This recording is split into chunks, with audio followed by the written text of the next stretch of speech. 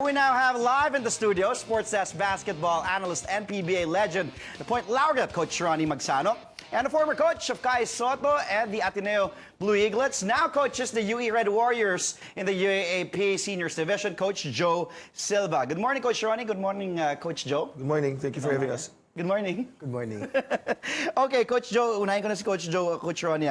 Sabi ni Irvin Sotto, of course, Kai Sotto's dad, kung magaling ka talagang tumingin kung paano maglaro ng basketball, alam mo skill set ng anak ko.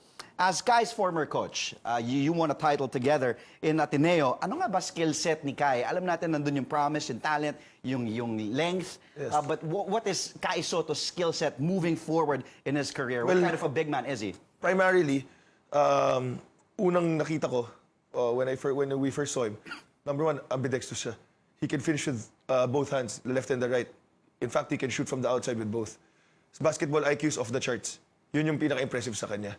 So the type of big man that he can evolve into, yung parang thinking big man, Arvidas Sabonis, Nikola Jokic, someone who's all around, someone who can shoot from the outside, can pass that ball, can post up. Yeah. So something like that. Looking at his statistics also, of course, Sultan of Stats, Pong Ducan has posted this. Dumami yung assists niya. No, kada year, parang dumami. So, I like your comparison to the European bigs. Diba? So, is it safe to say na he is like those bigs na can play the passing lane, he can also recognize the double team, the triple team, and can play the outside? Sabi mo, parang stretch big. Yes, again, that stems from the advantage because of his basketball IQ talaga.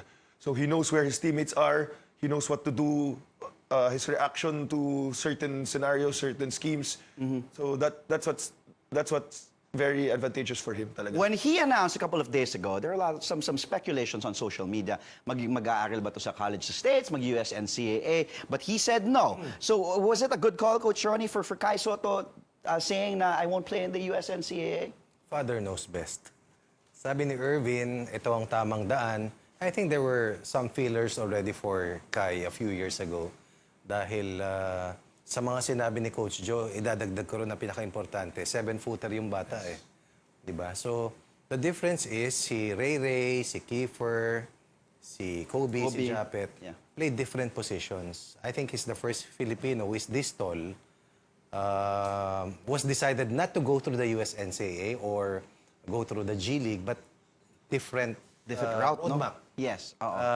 Ulitin ko, father and mother knows best. So, yun yung, siyempre, Irvin and the family have talked about it. And sabi mo nga, father knows best. Is it doable, Joe, for Kai to make it to the NBA 2 to 3 years with this kind of roadmap? Yes, I think it's very doable. Kasi he's a very hardworking kid. The good thing about it is his family's support system is there. So, that feeling of homesickness, wala yan.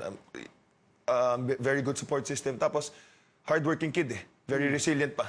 So, I think it's doable. I think malaking bagay nga yung sabi mo, yung family, hindi ma-homesick yung bata. Kasi kasama yung buong pamilya eh. It's different from the players that you mentioned. Ito, you know, he knows his dad, his siblings, his mom will be there with him. So that will really play a factor to the kid growing up in a different country, developing in a different country. I believe it was also the Gasol brothers na ganito yung experience eh, before they moved to the NBA. And even after they moved to the NBA, kasama nila yung buong pamilya nila.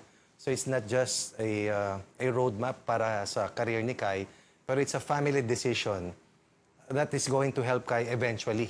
At ang kagandahan din for Kai and his family, nakita nila yung template kila Benji Paras and Kobe Paras, kila Bobby and Ray Parks, of course the Ravenna family, and even Japet Aguilar and family. So may natutunan ka na, meron ka ng nakitang lessons dun sa mga pinuntahan nilang daan na hindi naman eventually nakarating patungong NBA.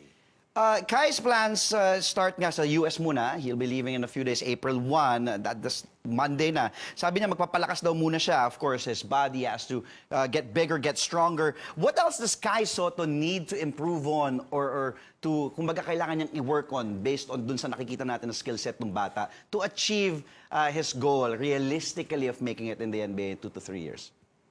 Coach, ka muna.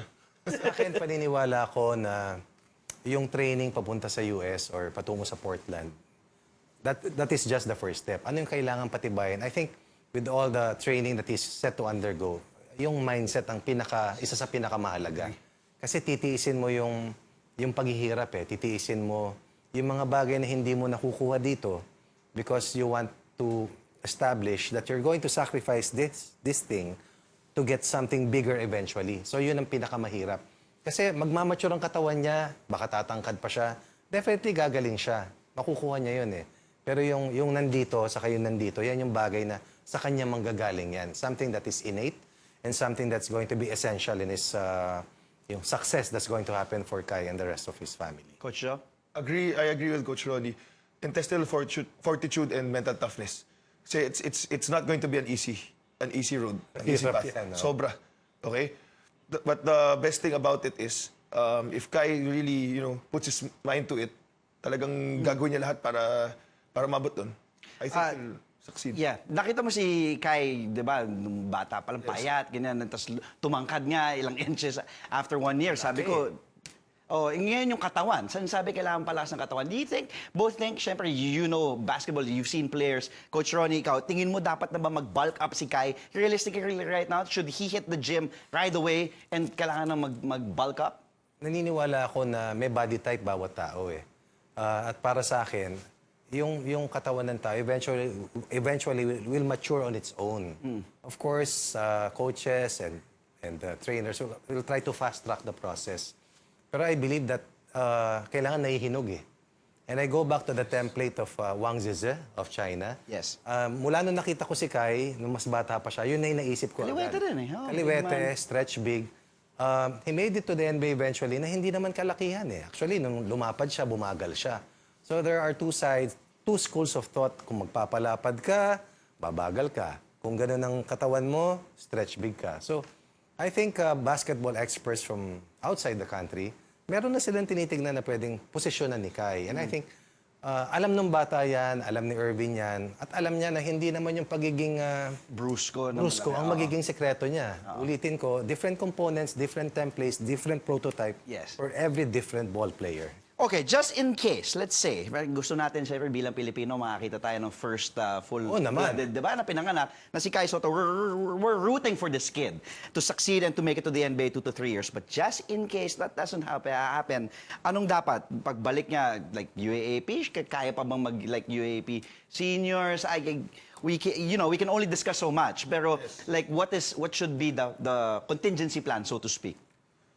Well, ako, it will all depend on yung family nila. Kasi I can't speak for the family. Yeah. I don't know if mamaya mag-pro siya, di na siya maka-UAP dito, mag-pro siya sa Europe. I really don't know. It depends on the family. I think their management team and the family created a very good support system that may contingency plan na yan. Hindi naman aalis yan ng hindi nila alam kung ano mangyayari dyan Meron yan, merong short term, mid Meron term, yan, yes, long yes. term. So I think they're well equipped to, to anticipate everything, to anticipate just in case it doesn't pan out. Alam nila yan. Kumbaga the backup plan has a backup plan and has a backup plan. Kasi for those who went ahead of Kai, isa sa mga roadblocks dyan, yung financial aspect Kasi hindi madali na mag-train abroad dahil mahal yan. Pero kung meron ka na tutulong sa'yo, hindi lang yung 3 buwan, kundi probably 3 years, as they pointed out. Yeah. I think that is a roadmap that is worth taking a risk for. Contingency, I think, is not within the horizon because first step pa lamang. At I think sky's the limit. We talk about the potential for Kai.